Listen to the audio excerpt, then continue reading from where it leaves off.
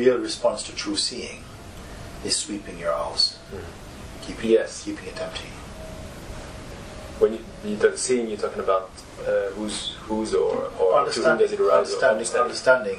Yeah, so that you're not confused that something's happened to me. What can I do? That's all now on the screen. One time it was in your heart. It's in my heart, but now it's on the screen. This is different. This is more you're more in the place of perceiving, but and still the space within which everything happens. Yes. At the same time. Yes. Instead of yes. One is more your changeful aspect happening against your unchanging self.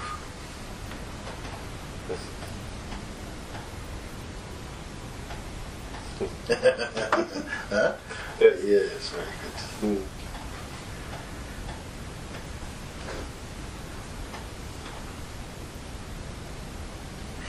And it doesn't depend on mood, because mood is only also on the screen. Mood is on the screen, right? It's energy as well. Yes. So therefore, what is true is not subject to the changing of moods. So that, oh yes, I really feel today, oh, it's a bad day for me, I don't know, I woke up like this. Well, all of that is yes. Or to whom the mood is rising, right? Listen to that, you see. Who suffers from this? Yes. To the last point. Yes. And that statement is not just merely a cliche. It's not, it is really seen. Yeah. And I want to see. I like it. It's very good. Like it too? Yes. Of course, you must like it. Yes, I like it too. Because there's infinite space in it.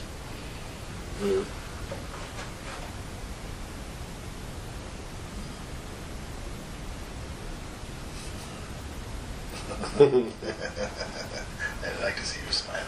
Me too. That's very good.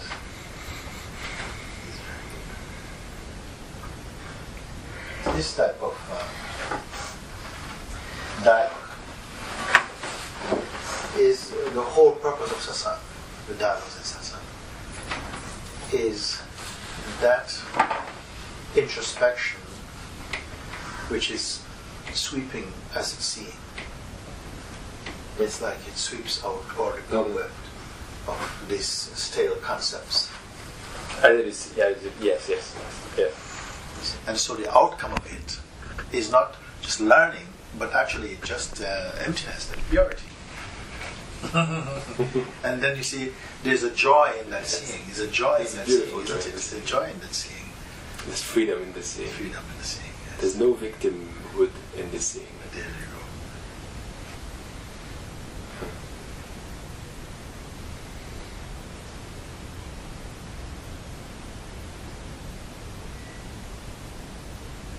It's a little ballsy, but it works. Ballsy. Or courage. Courage compared with the way you used to be. Yes. Like I want to see, I'm not gonna letting anything pass if I react. Yes. When you're in the identification and you're reacting, there's always fear. Always. And avoidance, suppression, shrinking.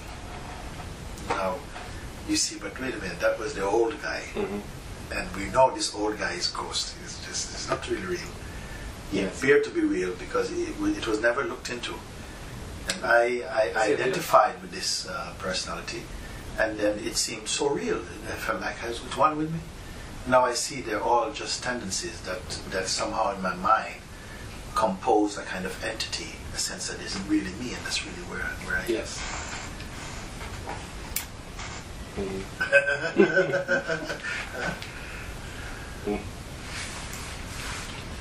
So even though some behavior, some reactions may continue, we understand that is just a play, that's the theater of existence. Yes.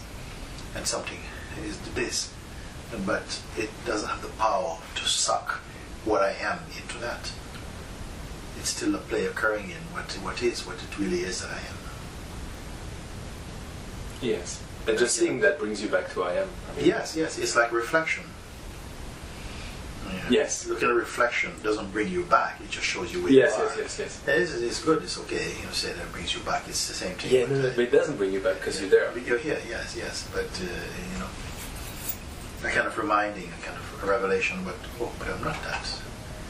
Yes. Yes. So is it like being without being aware of being? It is the being knowing that it doesn't have to do anything to be.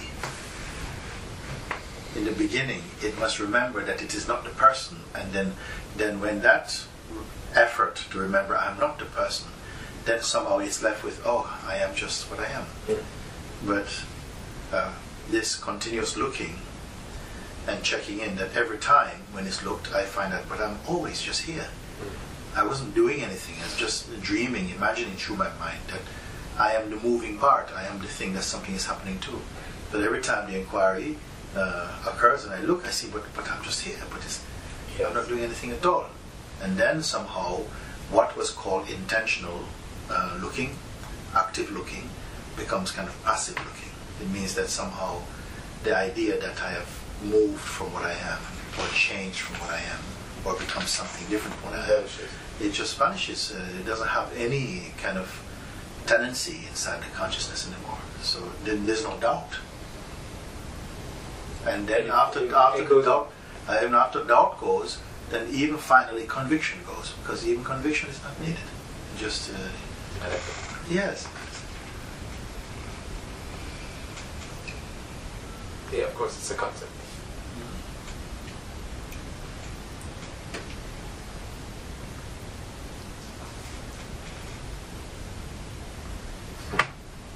And this is what is really called holiness, actually. Purity. And, because I say this because sometimes mind arises in a kind of arrogance, like, there's no such thing as this, there's no such thing as that. And so, but who is saying this now? Who is saying this? It's still always a kind of person who's still, yes, now. Who needs God, Who needs a teacher? Who needs friends? The world doesn't exist, there's no me. Yes. But there's the energy of arrogance arising, you see. And the ego cannot smell its own breath, you see. It doesn't know, you see. But it just needs someone to tell it, your breath is, go and brush your mouth. You see? Yes. Only the one is the consciousness itself, it can smell its own breath. Can you feel it? No, I mean, at least you can feel it's not right. Yes. Because, and this... With honesty. Yes. Because this is the power inherent in the consciousness. Intuitively, it can self-clean. It's something like this. Very subtle things. And there's an integrity. I'm using words like this. A joy and a kind of gratitude. To what? Maybe I can't say, but there's a sense of a gratitude that because we are aware that it could have played a different way, that we are still identified strongly with the victim and still, you see? So somehow, yes,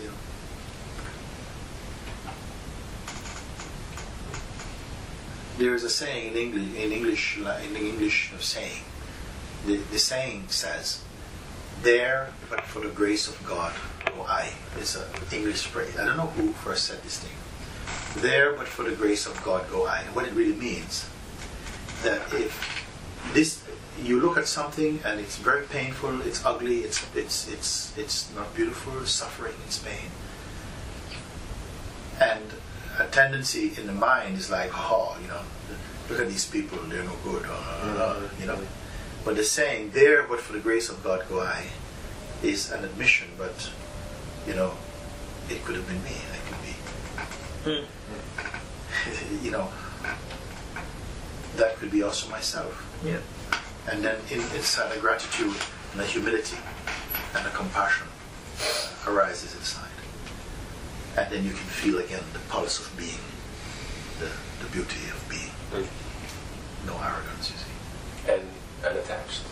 Yeah, still detachment is there. There's a detachment, but there's no pride. There's detachment, yet there's compassion. There's a sweetness. All encompassing. Yeah, all encompassing. Yes.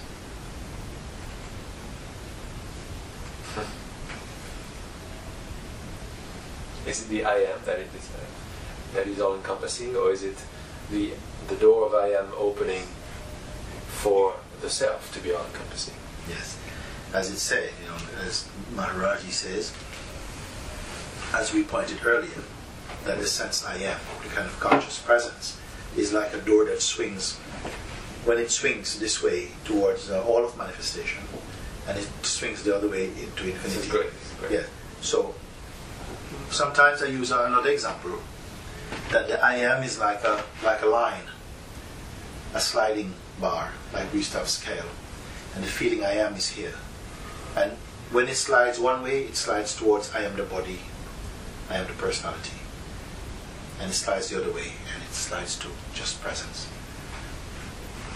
And it's sliding this way towards the body. It's full of arrogance, fear, pride, all of these things, because it's identified with the body. Yes. And it slides the other way, more into the position of only witnessing with detachment. Yes. And its experience is space, peace, joy, and silence. This, you see? Right. It's the same example. It's just another diagram, another. But it's very interesting to see it this way, because if it's a sliding thing, then it's not even true. Yeah. Right. Well, there is the awareness of both extremes of sliding. You see? When the I am is in ascendance, you may say, when the I am, the sattvic aspect of I am, it is purely observing and is perceiving existence, but it's not passionately involved, emotionally or personally involved. It's just seeing. Now, response may happen to that seeing, but that's all one thing happening. But still the seeing is still clean. But when seeing happens, when identification is with the body, then there's definitely some bias, some identification with what is happening. Yes. And the seer is contaminated because it's not seeing with detachment. It's seeing and he's still I am, though. It is still an aspect of I am. In fact, all the expressions of the mind are tied to I am. This is very good.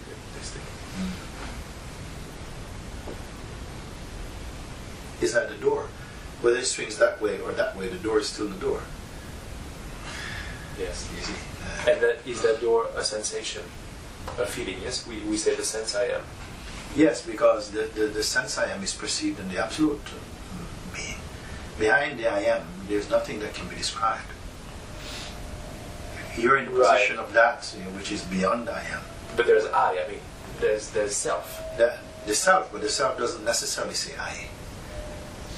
It is just there, when I arises, I sometimes say the I is the Christian name of the Absolute.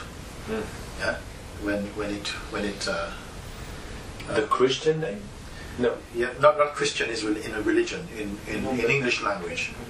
Oh, the first name. The first name. Right. First name. Right. Yeah, the personal name. Yeah. Nice. Yeah. But still pure. Still pure and unattached before it gets into further ways. Yes. Its purity is always intact. It only becomes impure through dream. That's why you don't have to go back any place. You understand? Yes. So, in fact, it never can be dirty. It's just that it appears dirty through dream, through identifying with the body-mind, which is called dream. And then it is dreaming some experiences which feel actual and tangible. And so it believes because it says, but I can feel it in my blood. I am boiling. I'm hungry. And if we told, and the anger is a dream, it cannot comprehend. It wants to fight. What you're talking about. This is the reality. Is this?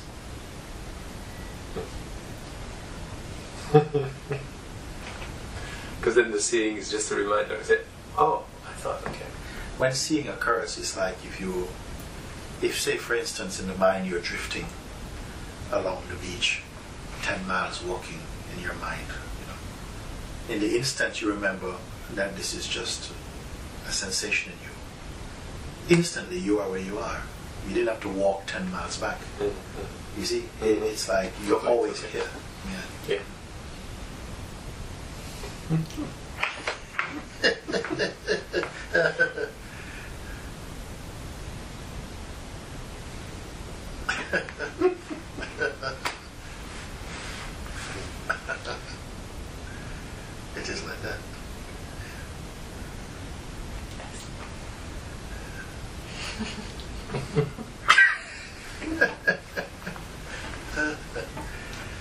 And it is so delightful actually that when conversing arrives at that clarity and that peace and space, and the real auspiciousness of conversing.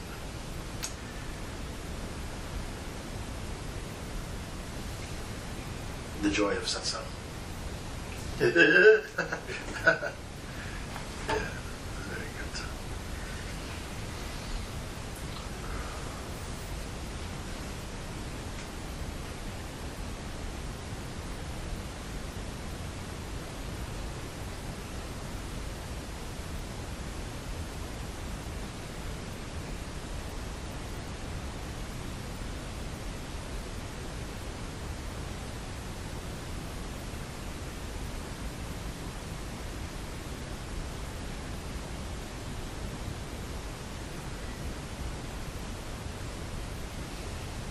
Such pleasure, such joy.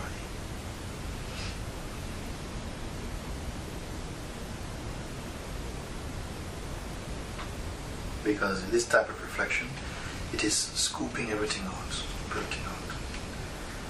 Then inside emptiness, space.